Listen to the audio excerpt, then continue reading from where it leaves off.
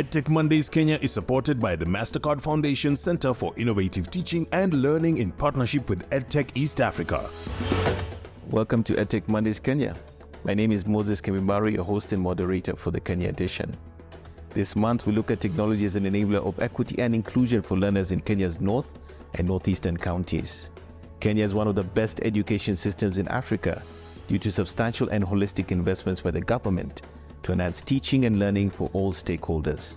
Even as participation, quality, equity, and inclusion for learners have generally improved in Kenya, access and outcomes for rural learners, girls, learners with disabilities, and other vulnerable populations continues to lag significantly in the arid and semi-arid lands, also known as ASALs. 29 counties in Kenya are part of the ASALs, which occupy over 80% of Kenya's landmass and are home to roughly 36% of the population, 70% of the national livestock herds, and 90% of wildlife. According to a June 2022 World Bank brief, most counties in Kenya exceed 12 expected years of school. According to the same report, however, the expected years of schooling in ASALs are as low as 6.5 years, meaning very low learning outcomes are concentrated in a few counties in Kenya's ASALs. Some of the key factors behind this trend include the harsh climate, lacking physical and digital infrastructure, cultural values and practices, language barriers, as well as the literacy levels of parents and caregivers.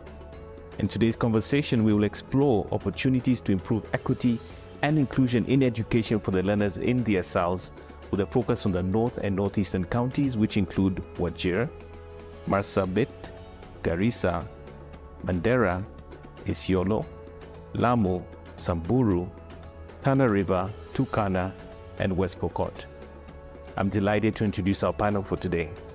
We have Benta Grace Otieno, Training Coordinator at Impacted International, Virginia Jidiru, Director of Programs at Zizi Afrique, and Noel Cheruiyot, Senior ICT Officer, National Council for Nomadic Education in Kenya, also known as NACONEC. Our sign language interpreter is Rose Omolo. And before we get to our panel discussion, let's first hear from our stories on the ground, where we went to Wajir High School to get a better sense of what they are doing to address equity and inclusion gaps for their learners. Let's have a listen.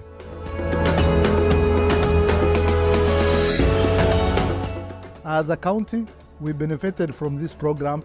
211 primary schools were supported through the digital literacy program. There were deliberate and conscious efforts put in by the government of Kenya to enhance the uptake of technology. One was isolated cases where secondary schools were being supported through an affirmative program, where schools were sampled out, identified, ICT laboratories put up, and being supplied with some digital infrastructure. The biggest opportunity we now have is the content has been digitalized. So once the content is in digital form, it's only important for us to leverage on these existing opportunities. Whenever you have a lesson and you feel like maybe showing students something, you go to that smart TV, and then it has a YouTube. You download the video, and then you show the students on how some of the intangible things are seen, maybe are done, some of the protocols that cannot be carried out, where we don't have the resources, maybe our books can be seen or shown through the YouTube TV. Made my learners more active, always maybe in class. They also, maybe some of them compete also to operate the system, or maybe the computer or the TV. Some of them, they operate for their own. Sometimes they request and say, can we go to the TV and watch the TV? And I believe if maybe we can get more resources, or maybe the ministry or maybe the school can allocate a small budget to purchase for some of the gadgets to increase the number of laptops and projectors, it could have been helpful to the learners. The things and the facilities that we would really like to have in our school is an iPad that is connected to a system of the school that is monitored by the administration and IT specialists who follow up what the student consume while they are given the facilities and the content they go through. The laboratory, as you can see, it is not that much welcoming. Some of the computers are not functioning, even if they are working and there is no the know-how to the student on how to use them, then there is no need. Anything that is useful is when there are people who are making it useful, there are people who are using it. So even if they are working or not working, the know-how is not there, so it will not be useful. Adequate number of teachers in the field of technology is a factor which, by extension, have some attitudinal reason. When there's history, IRE, geography, they opt for that, that line, compared to metalwork, woodwork, home science, all that. Security is another aspect, which by extension, although town schools are not very much worried, teachers use security as a reason to leave Northeastern. And most of the teachers left us some 7 years, 6 years ago because they hear one teacher is killed somewhere in the border. Then you see one morning, 20 teachers, including the one of the workshop, the one of the computer, leave you. You're only left with a few locals. The only school that can now save Northeastern and even the whole of Wajir County is this school, because it's the only school with a workshop. Rest don't have any workshops. So maybe we can start off with you, Benta. You can tell us a little bit more about yourself, the organization, and what it is that you do. My name is Benta Otieno. I work with an organization known as Impact Aid International that uses the power of media to build the capacity of teachers, to improve curriculum delivery, and to empower the learners by instilling life skills to them and mentorship skills that can help them to cope with life. I am Virginia Gindiru. I work at Zizi Africa Foundation. On the issue of learning outcomes, we are particularly bothered by the many children who are going through school but not learning sufficiently. And so our work largely focuses on competency acquisition, both foundational competencies, in this case, reading and math, and also competencies that are required by youths to thrive in the world of work. So we generate and apply evidence to inform and shape policy. My name is Noel Cheboriot. I work with the National Council for Nomadic Education, NACONEC, and I'm an ICT officer there. It was established to check on the educational disparities in the ASAL areas. Great, thank you. That's the arid and semi-arid lands in Kenya. And one of the things we know is that when you look at ASALs and also North and Northeastern Kenya, there seems to be a big disparity when it comes to learning outcomes as a result of various factors. And I'd specifically like to ask you, respectively, your current perspective on the status there, and looking particularly at things such as when it comes to girls, persons living with disabilities, and also those who come from marginalized backgrounds. When we come to the status of learning in Wajir, based on the findings that were done last year, 2022, we find that we have a large number of learners who are still outside school. About 150,000 learners are outside school. And out of this number, we have about 79,000 of them being girls. And so we find that a lot of effort is being done, yes, by the government and the non-government actors to bridge this gap. But the gap is still big. We still have a lot of learners outside school. Our focus largely is learning for all children. And so we begin our analysis of equity inequities from a national viewpoint. Mm-hmm. We may all appreciate the various assessments that take place nationally to kind of demonstrate, are there regions that are left behind on matters, especially, and for this one I'll speak about foundational learning.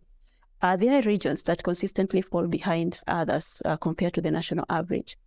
And so as we speak about technology here today, I think these are some of the issues that we need to really bring out and ask ourselves, what practical strategies do we need to deploy in these regions without looking at it just from the viewpoint of special needs? Because sometimes when you talk about equity and inclusion, the bias is towards SNE, but also recognizing that there could be children in the mainstream education system who would really want to participate in the technology, but maybe the technology is not in a language they understand. Mm-hmm. So what happens in that case?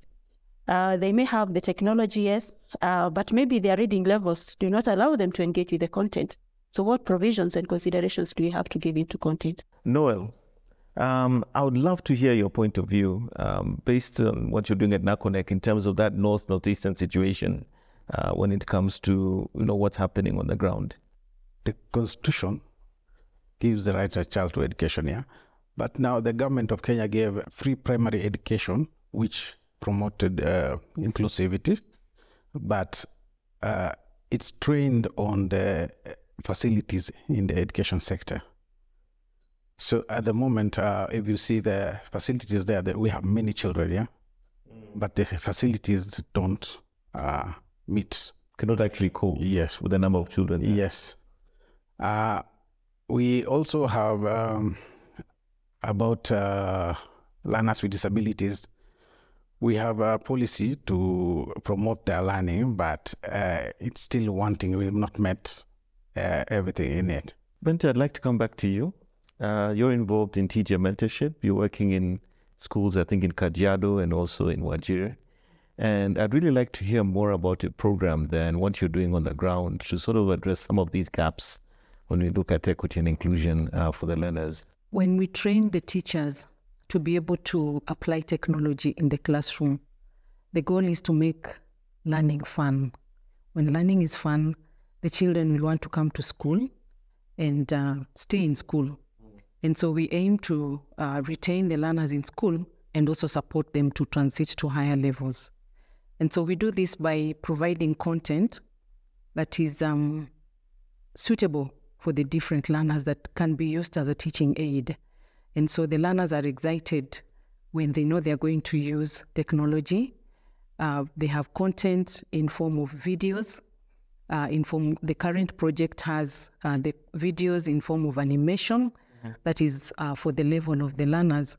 And so that way, even for the learners who are not able to understand the language of teaching, that is English, whose level of English is low, they are able to follow the animation and the videos, and they're able to still get the concept and be able to gain what the teacher is teaching. I'd like to come back to you, Virginia. And I think for me, I'd like to understand a bit more about Zizia Freak and what you've seen from your perspective when it comes to ensuring that learners can benefit from technology-enabled education. We didn't start off as a technology-enabled intervention. We actually, at the onset, went out, selected on poor-performing schools through the guidance of the sub-county education leadership, and partnered with 150 schools. This was pre-COVID.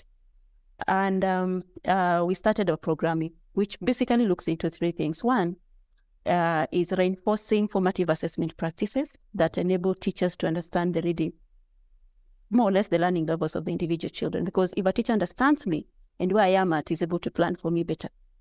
And then the second one is reinforcing targeted instruction. So in as much as I'm in a class of 50, how do I thrive as per my, irrespective of my level? Because then a teacher should be in a position, is better prepared to know that Virginia, from where she sits, can only do certain tasks within this lesson and is able to plan for me accordingly. And the third large piece is community engagement. How does this conversation go beyond the school to become an affair that is shared, or a responsibility that's shared between the home and the school? Noel, I feel like you can pick up very well from where Virginia was in terms of talking about some of those situations, but particularly maybe sharing with us some of the technology-based interventions you might have encountered in your work, specifically serving these regions of the country. We put a solarized container, a classroom in Garissa County. This is a school called Kuno. And this is like, it uses only solar and Safaricom to get the internet. But the students there, they've really improved. They've really shaped up school. You can see the performances way up.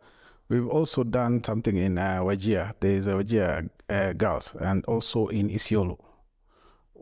You can see the technology is an enabler there. When you try moving to other counties like Turkana, you find some regions that we cannot get access to these signals. So at some point, you're out of the grid. This basic infrastructure. Yeah. Yeah. So We have partnered up with some content creators like Elimu Front. Their them is to teach on at certain time of the day. That's around 4 p.m. They teach, and the children are responding very well to this. So for me, I believe technology is going up in these regions. But at some point, there are some places that we are off the grid. It's a massive gap right there. Okay. The issue of connectivity, speaks broadly to the issues around infrastructure. We were quite ambitious when we were rolling out our radio program, and I remember we thought we had done our best. Went out, asked the parents which is the most popular radio station, who is the most popular presenter you listen to, because we wanted to also be very careful around the timing, around which radio station they receive. But even with that, when we deployed solar-powered radios, we used to have to go for solar-powered radios. There are still some regions that couldn't get to participate in the session. So I think just to amplify that, sometimes even when you think you're really aligned to the realities, the contextual realities that those people are living through, they are still hard to reach regions within the hard to reach, like there's the most marginalized within the marginalized. Wow. And so one needs to kind of be really cognizant of these dynamics. And I when it comes to designing there for the intervention, there are so many tiers of equity. And not just the overall, we have this content, fine. But how does it get to the last mile? The child who is at the farthest mile of technology. I think what I'd like to ask all of you now is maybe let's look towards the future. Let's think about where this can all go. How do we start solving the issues and the disparities that we're seeing in that region of Kenya?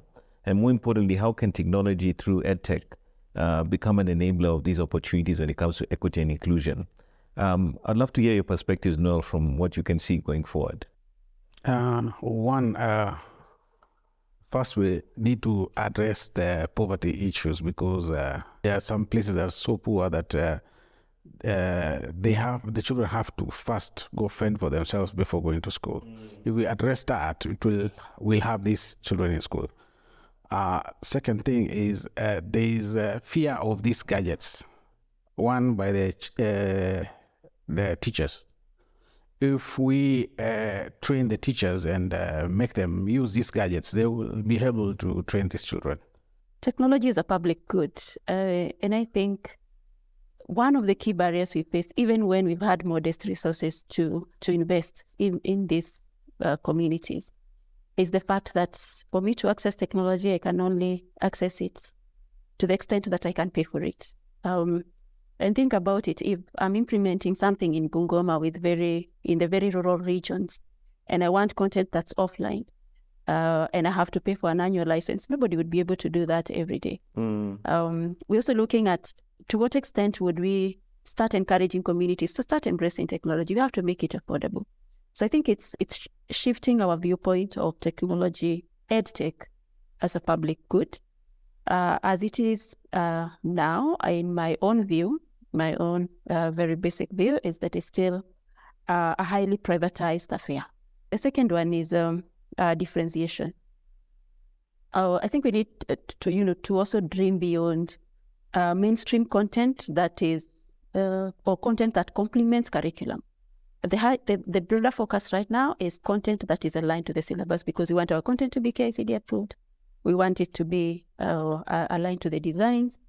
But what happens of this other creative content that could still complement the curriculum without necessarily being the standard curriculum? So we face some bit of challenges on that, because we're looking for a supplier or a provider who has thought about what does it take to teach a child how to read through technology, and what is that package, and how can we invest in that as a community? So differentiating that. The third is demystifying the whole bit about technology. I think when you look at the critical actors in the education space, we have the parents, we have the teachers. How we sell it to them also determines how much or how well they will receive it. So maybe it's also looking at what our ICT policies, and do they encourage a culture of risk-taking? Do they encourage a culture of just, having that as a practice, a standard practice within the classroom? So that maybe if we flipped the instructions we give to the schools, that if this device gets lost, you have to prepare it. If we flipped that instruction to say we want to be as proactive as possible, make the most innovative use of this technology, see what transformations you're able to achieve, possibly those devices will still be in use. What if we also thought about the role of communities in all this? Because I believe today, in as much as the forms of technology are not the same in terms of access, it's not everywhere that you'll find a tablet, it's not everywhere that you'll find a smartphone. When you're designing a solution, how do we think through the various formats in which it can be delivered to be able to reach the very basic form of technology, the lowest common denominator of that parent, that child who may never be able to do it. But like I said earlier, it's also an initiative that's dependent on so many other things. If you're to host it within Turkana region, like he said, the place is vast. But also, how about investing? Because I believe why he would have challenges with connectivity in Turkana in some regions is because maybe there's no mast. The provider has not invested the infrastructure needed. Maybe you also need to promote equity from all dimensions, even in terms of the infrastructure itself, purpose of making sure that they have at least access to something.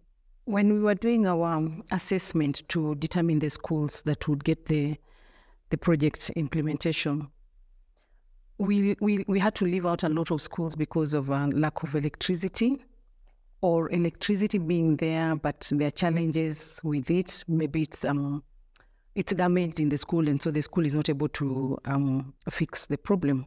And then we also have instances where some of this equipment are actually out of service, but they are not being serviced by the necessary body, in this case, the ICT authority that is meant to service them. And so you get to a school and you find maybe the projector is not working, and the authority is not aware, and they're not able to utilize it because it's now they're lying dormant.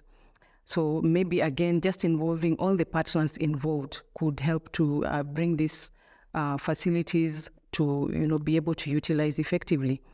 And then the other thing that I also found very key, as Virginia has mentioned, just demystifying the concept of ICT, and also just making as a first language.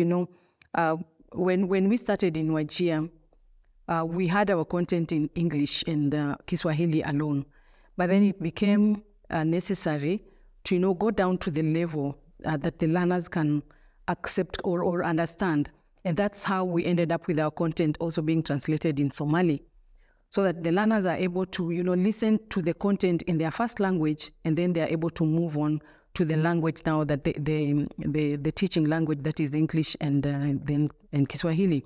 So also having the content in a way that the learner can be able to accept it or take it in fast, and then they can move on.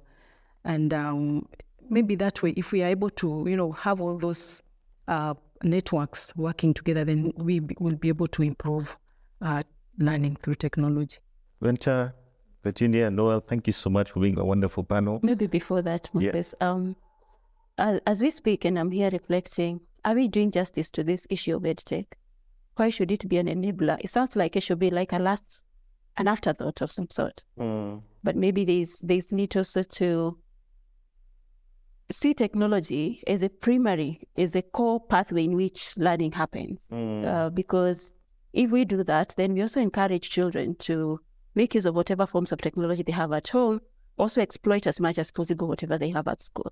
Similarly, if we made it a core in the classroom, and in this era of CBC where a teacher is supposed to be a facilitator. So if you're a facilitator, then you have to already start thinking about what do I present on the board, what do I present by technology, so that it's embedded as a core element within the lesson, so within the learning process. I think if we tweak the messaging